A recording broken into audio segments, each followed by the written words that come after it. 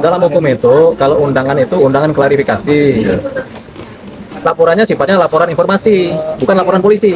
Jadi kalau ada laporan informasi, ada ya laporan informasi ya, atau tumas pengaduan masyarakat yang belum LP, itu kemudian diundang. Diundang itu namanya undangan klarifikasi. Jadi bukan pemanggilan pro justisia, jadi undangan klarifikasi. Boleh datang, boleh nggak datang kalau klarifikasi itu. Hanya untuk ditanya-tanya.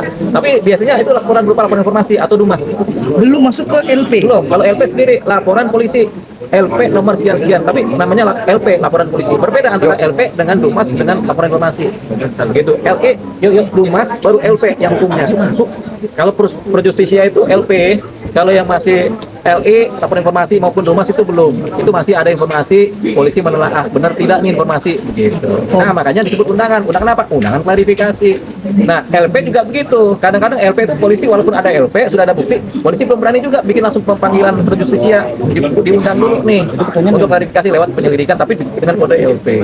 Oke, tapi itu belum tentu bisa lagi, Bang. Ketika memang tidak terpenuhi. Ya belum tentu. Itu kan masih ketemu orang gosip, dikasih tahu ke polisi ini ada cerita gosip gini nih. Tolong dong diperiksa kan gitu, diselidikin kan gitu.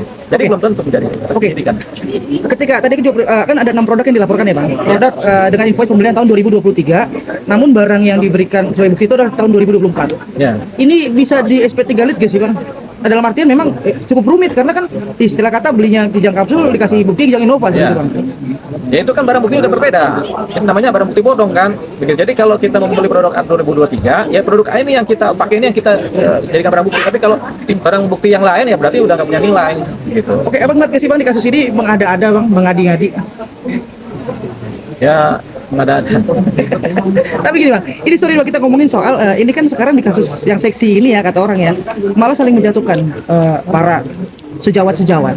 Abang lihat ini sebenarnya, Bang, di kasus soal prestasi begini, di kasus ini begini, kok saling serang nih sejawat? Sejawat ini siapa nih? Lawyer itu lawyer. Lawyer itu lawyer. Oh, itu dari zaman dulu udah begitu. Makanya disebut lawyer, pembela. Pembela itu saling serang begitu. Dia membela kliennya, diserang pembela lawan kan begitu. Itu udah pasti. Personal, Bang. Personal udah pasti begitu. Kalau ilmunya belum tinggi. Gitu. Tapi secara etik sebenarnya Secara etik nggak boleh. ada namanya.